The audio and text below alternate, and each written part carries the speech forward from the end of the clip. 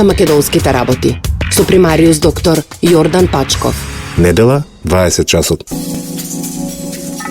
Почитувани слушатели, добра вечер од студиото на Радио Слободна Македонија. Ве поканувам да го проследите најновото издание на емисијата за македонските работи со примариус доктор Јордан Пачков. Денеска е прекрасен ден, празник над празниците во христијанството. Денеска е велик ден и затоа и вечерава дозволете ми на сите верници од православната вероисповед да им го честитам овој значаен празник, кој што всушност представува празник над празниците, песна над песните, како што често пати за овој празник и можеме да кажеме. Но сепак нашиот лајт мотив на емисијата и концепцијата и поставеноста на емисијата за македонските работи е всушност диаметрално нешто спротивно на овој наш велик ден, па ако сакате и на 1 мај како празник на трудот и така натаму, од проста причина што ние дискутираме за некои парадоксални случувања кои што се на македонската плуралистичка политичка сцена. Дискутираме за политиката. И овој пат нема да излеземе од клишето, од проста причина што иако се денови на примеријата, ако може така да се каже по знак на водници, политичарите не знаеме што ќе ни донесат утре.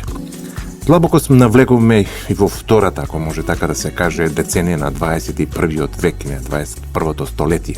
Но според постапките, морам да констатирам, и манифестацијата на она што ни се случува, пред се мислам на уличната демократија, се уште изгледа сме во пазувите и не можеме никако да се отргнеме од мрачниот среден век. Всушност, што ни се случува? Нам, македонците, граѓаните на оваа парче македонска земја, која што низ историските премрежи и патила, конечно ја доживеа самостојноста и суверенитетот, кој што всушност е сон на многуте генерации на нашите прадедовци, татковци, сон, мора да признаете, на мојата, на твојата, на вашата генерација. Граѓаните мора да знаат, да знаат вистината. Дали некој од политичките фактори во земјата свесно игра на картата на странецот, од која страна дуваат ветриштата и често пати оноа што го негираат оние во наводници добрите познавачи на политиката. Дека воопшто не станува збор за меѓународен фактор, за странска држава или личност која што се на некој си начин вкорпорирала во режисерството на политичките настанувања и во Македонија и во своите раце ја држи дригенската палка. Исток или запад? Впрочем, јас би поставил друго прашање. Каква Македонија барат оние кои што и се намерачија на нашата земја? Значи, сепак го поддржувам ставот на оние кои што сметаат дека тука прсти имат замешано и странците. Доколку потрезвено се подразмислиме, не е во прашање само Македонија, туку Балкан. Оној стариот немирен Балкан кој постојано е во интересната сфера на другите, а кој што се наоѓа сликовито речено на бурето на баротот, што фитил е во рацете токму на странскиот фактор. Тој конфликт на интереси помеѓу светските моćници повторно по кој знае кој пат му се намерачи и се добива печаток само кога истиот ќе биде потпален. Зошто токму македонци? Зошто токму Македонија на тапет? Македонија е во центарот на збидувањата, почитувани. Таа е средишна алка од синџирот на тој секогаш непредвидлив и бунтован Балкан. Надевам дека ќе се сложите со оваа констатација, затоа што Македонија има стабилна, силно и ориентирана влада кон просперитетот на државата и кој нејзините граѓани. Тоа и декларативно го има докажано. Затоа што Груевски е тип на политичар кој што не витка, туку така кичма. Кој што за интересите на својот народ не потпаѓа по туѓи влијанија. Затоа што нарабоченијето од поранешните погибелни искуства, историјата ја прават мајка учителка, како понатаму да стигнеме до зацртаната цел. Ќе се служите дека после распадот на поранешна југословенската заедница на народите и покрај тежнењата за влез во евроатлантските асоциации, единствено Македонија, па до некаде би рекол и соседот Србија, не го декларира јасно курсот по кој што ќе заплуват. Иако на прв поглед тоа не изгледа така. Ние декларативно се изјаснивме дека сме за евроатлантските асоциации и тука ставаме точка. Повторно, но не по своја вина, туку поради двете болни и огромни понижувачки нешта што длабоко задираат во интимата на поимањата на политиката и на развојната компонента да се задржи чекорот со модерните општество во Европа, нашите ставови се декларативно јасни. Србите нека му ја размислуваат. Сега не се тие тема на денешна вечерашнава наша емисија, ако мечката заиграла во комшиите, нека мислат. Секој со своји проблеми. Ние македонците имаме агенда. Имаме платформа, развојна реформска стопанска компонента која што во иднина е добитната комбинација за нашиот прогрес, за развојот на Република Македонија. Но целта е сосема друга. Ваквата стабилна и силна влада очигледно не им е потребна, особено на туѓинците. Па би рекол и на поголемиот дел од европската почва. Мислам на земјите кои што вака асоцираат на некој си начин токму според протежирањето на политичките компоненти во своето обстојување. Ваквата пак силна и стабилна власт го има народот. Тој не се откажува од своите корени. Народот има наследена почва од прадеделци и големи народни синови кои за македонската кауза ги дадоа дури и своите животи. Да, токму така. Трн во окото на они што ја сакат превласта на Балканот е токму светото за нас име Македонија. И сите копја почитување ќе се сложите се бијат токму околу името Република Македонија. Тоа свето, наследено и од Бога дадено име Македонија, кој што за нас представува икона, за нас македонците, за православието во Република Македонија. Тајствениот пак чадор, некои платеници од надвор, пред се мислам невладени организации под капата на Сорос, не сите, чест на исклучоците, домашните извршители на туѓите сценарија, глобалниот светски тероризам, бегалската емигрантската криза и меѓународниот скандал во која свесно ја турна Република Македонија, сериозно се закануваат врз незината стабилност и незината безбедност. Добро, па тогаш да прашаме која е цената и за кого се работи сето ова, за чии тоа интереси. Не сме толку наивни за да подлегнеме на манипулациите кои што постојано се сервираат во јавноста.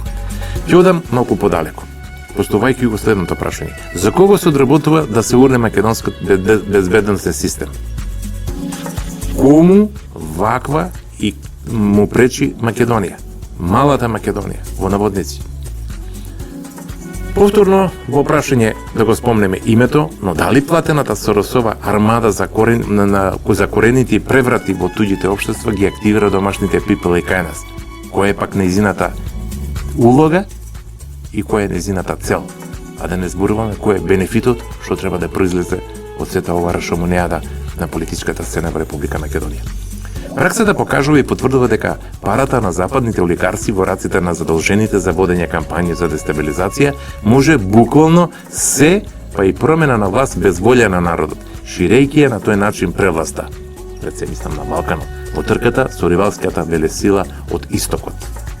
Дали Македонија треба да биде монета за подкусурување на нечие воспоставување на геостратешка линија, демаркациона линија, така да наречеме помеѓу истокот и западот? Многу прашања почитувани поставувам, но со на некој си начин и си тие во себе го содржат одговорот на сето ова што ни се случува, на сето ова кое што без наша вина го доживуваме на стартот, ако може така се каже, или во втората деценија на третиот милениум абсурд.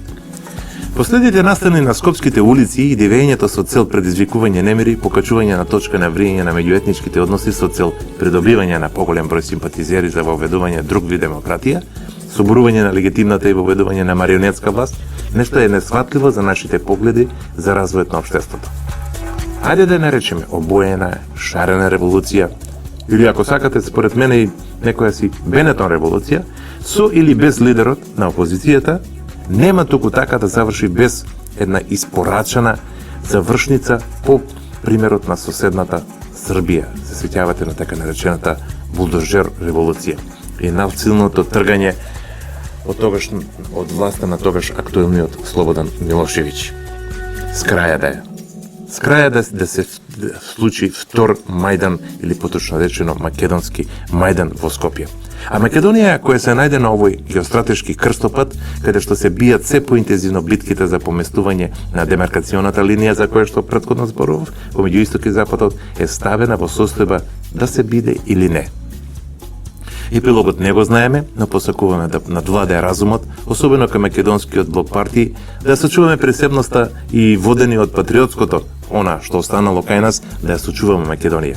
Ние македонците, почитувани, немаме втора или немаме резервна татковина.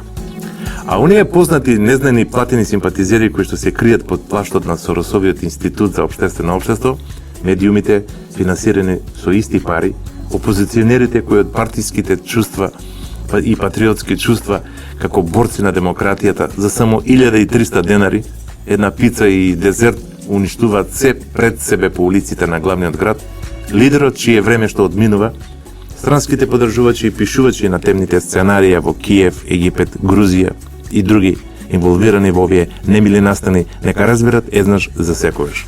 Се случи еднаш, ќе се случи повторно народ.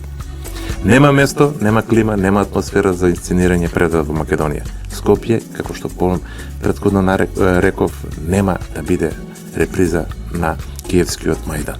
Ние го имаме македонскиот народ, кој знае да одговори на сите провокации и искушенија, го имаме Македонија, која што е потребна на Европа и на светот, онаква какво што е, затоа што мора да постои и обстојува. Македонија е средишната алка, тоа не често пати го спорувам, клучна алка во така наречениот балкански синџир. Не прекинувајте го, почитувани моćници.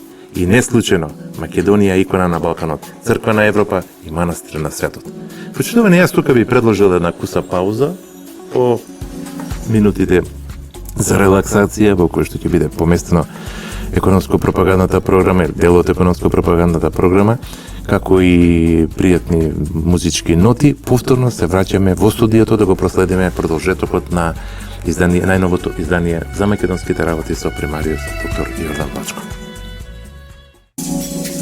Почитувани, повторно се враќаме во студиото на Радио Слободна Македонија. За оние кои што подоцна се вклучија, вие го следите најновото издание на емисијата за македонските работи со примариус доктор Јордан Пачков. Вечерава повторно дискутираме за политиката и никако не можеме да се отркнеме, иако овие денови, овие минути се предвидени за семен спокој, мир и благопријатност во средината во кој што обстојување. Сепак да не забораваме дека утрешниот ден или било кој друг ден повторно не враќа во реалити шоуто на македонската политичка сцена. Не случувањата кои што сакаме што побрзо да завршат и да ги заборавиме она што не се случува во главниот град на Скопје и некои од градовите на Република Македонија. Демонстрација, улична демократија и што ли се уште не. Да бидам искрен, повеќе пати сум се прашувал така гласно и јавно кој тоа се уште упорно ја држи диригентската палка на сцената, кои како експерименти на лабораториски зајаци постојано ни ги сервираат во нашето и во обременете секојдневие во кое што живееме. Ајде по-конкретен да бидам. Кој стои за целото ова во безистурено и демонстрирано насилство низ скопските улици и некои градови во Македонија? Оној момент, кога и последната како аудиосеквенца од оваа трагична повеќечинка на балканските простори ќе ја доживеа својата изведба, странскиот притисок врз власта со закани за ембарга, санкции и економски блокади кон Македонија, тогаш се ќе излезе на виделина, но се плашам да не биде доцна.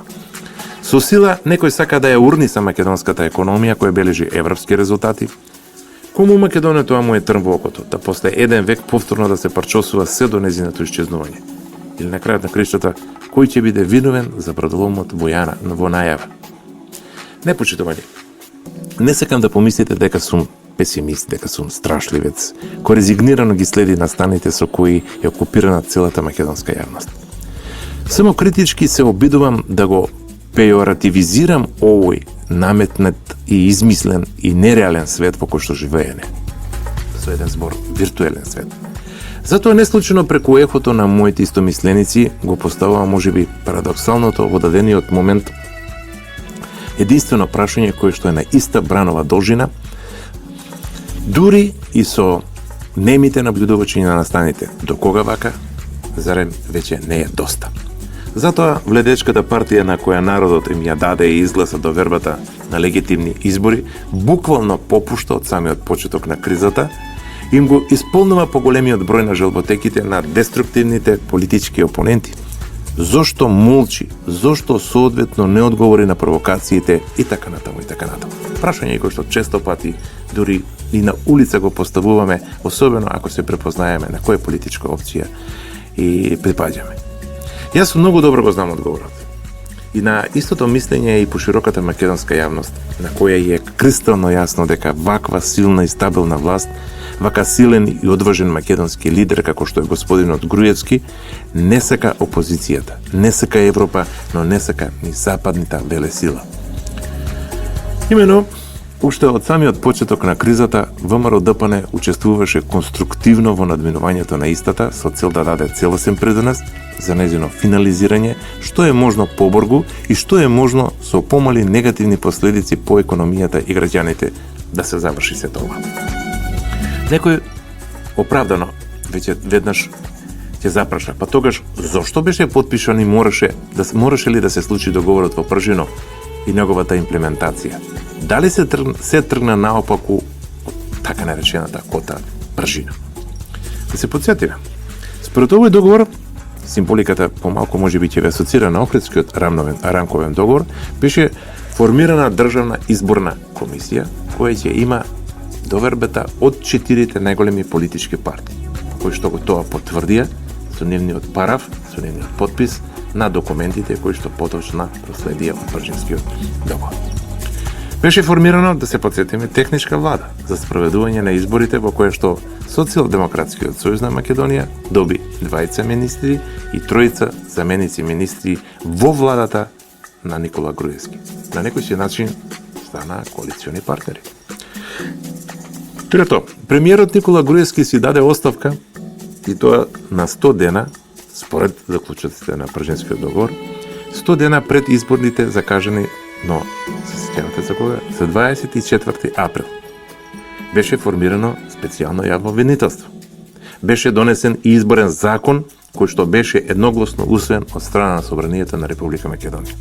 Сепак, на 24 април немаше избори. За ваквиот потек се воздржувам за коментар, бидејќи мојата компетенција не задира толку далеко почитувани слушатели.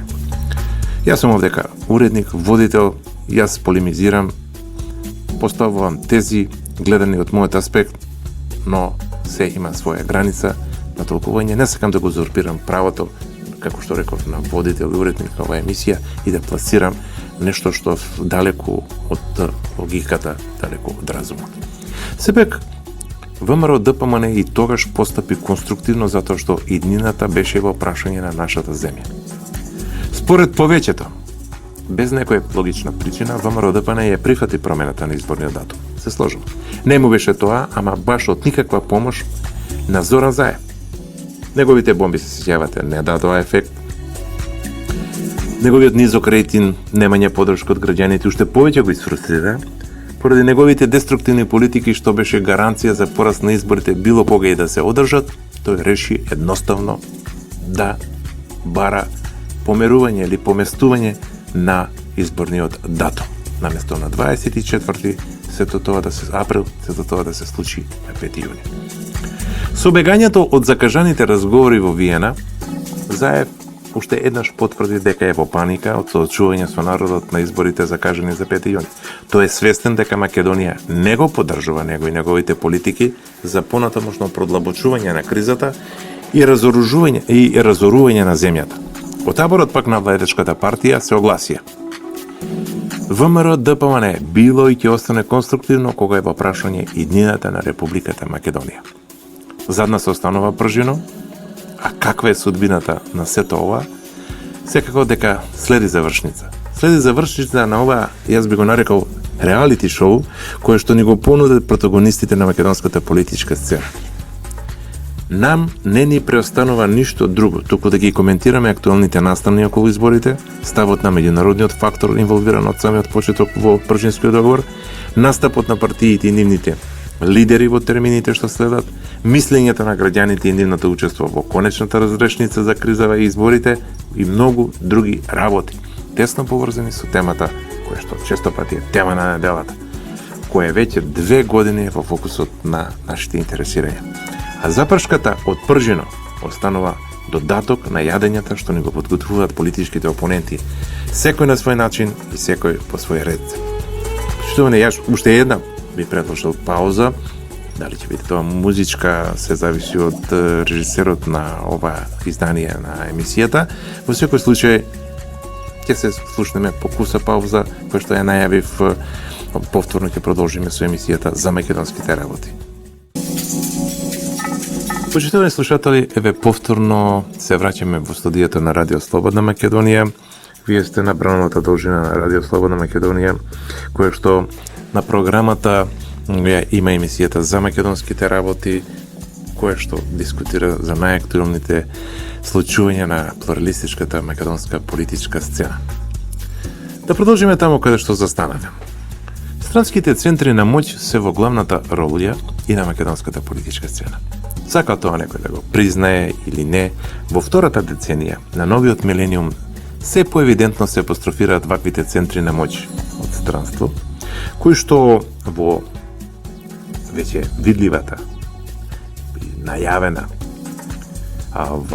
трка за моќ влијат со воспоставување или помагање да се воспостави некоја марионетска власт преку разни форми, најчесто така наречени навладини организации, преку фрустрираните опозицијски партии кои се жедни за власт и кои повеќе изборни циклуси се наоѓаат, ако може така да се изразам со еден модерен израз, во бекстејџот на политичката бина, се во служба на олигарсите кои што дебело плаќаат.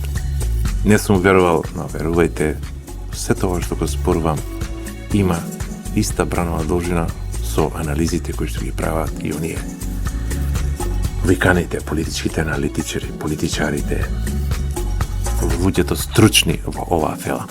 Во Македонија се фатени на дело повеќе такви вештачки творби кои што во името на демократијата рафално ја минимизираат работата и политиките на актуелната власт, на која речиси цела деценија народот континуирано и ја дава довербата за водење на државата, истата да биде во чекор со модерните просперитетните европски општества. И најчесто на лидерската позиција на ваквите внатрешни и дужегрижнички организации под капата на Сорос, чадорот и странските центри на таа моќ се бират и ставаат обично изабени, бивши, промашени, листопадни и до коски сфрустрирани политичари од домашното производство, Made in Macedоnia, од кои што некои, но честни исклучоци, простете ми, за шака долари би ја продали собствената мајка, ако од нив тоа го побарат моќниците и олигарсите од зад границите на Македонија. Во изобилство подпомогнати и благословени од медиумите, финансирани од нарачителите и подкапа на центрите на моќ, повторно тие, непрекосновени во етерот и брановата должина кога во прашање идејата за фаворизирање на антивладините протести на сметка на пошироката јавност на само нивен својствен начин ја пропагираат она нивна протежирана вистина за Македонија. Токму така, во името на демократијата, со опојниот мирис на зелената девизна валута, удрија жестоко по институциите, ги рушат спомениците и вандализираат македонската демократија. Дали може би грешам? Тогаш, која е, каква и во што се состои улогата, активностите и поставеноста на повеќето декларирани невладини организации во Република Македонија, кои учествуваат и кои што манифестираат улична демократија низ сообраќајниците на Скопје? Секој ден, континуирано, со жестоко темпо. Кој и колку ги плаќа учесниците во демонстрациите и девењето врз институциите на системот? Да му објаснат на народот кој за што и со каква цел е дојден тука, например да одговори, или како нивната поставеност, да одговори од отвореното општество под капата на Сорос, Националниот демократски институт и сличните на нив. Од каде толку пари на нивните банкарски конта кога не се во доменот на производителните дејности? Сето ова ми провејува нешто веќе видено и остава простор и место за компарација со така нареченото ТВ шоу Твоето лице ми звучи познато. Навистина, го подценијат нашиот интелект, ја понижија нашата моќ за перцепција на настаните кои што им претходеа на црните сценарии во Киев, Грузија, некои африкански држави од југот. Сите овие и ваквите активности изискуваат пари, и тоа многу пари, почитувани, и финансии. Било која партиска опција, колку и да има соодветна, стабилна финансиска подлога, без туѓа помош не ќе може да одговори на сите потребштини кои што ги бара ваквиот начин на демонстрирање на уличната деструктивна демократија. Значи, дека ова што и се случува на Република Македонија, наназад 2 години некој дебело го плаќа. За голема среќа не со народни пари, а тој што плаќа, финансира и спонзорира, со право очекува дебел возвратен бенефит. Вистината се потврдува и со благонаклонетоста и несватливите постапки што странскиот фактор ги прави кон опозицијата. Целта е повеќе од провидна. Обоената или, како сакате, шарена револуција по пример на претходните во другите средини и ралеви кревки општества, со цел дестабилизација на земјите, дужегрижничкото нивно интервенирање со изразена желба за помош, не баре, ние сме кадри тоа да го сториме сами. Тоа ни се наметнува и тоа е она реалното кое што ни се случува. Но крајната цел е сосема друга.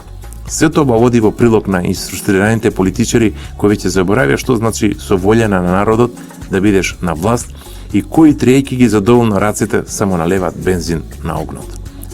Насилното тргање од власт на Груевски и ВМРО ДПМН им оди во прилог на сите останати, но не и на народот на Македонија.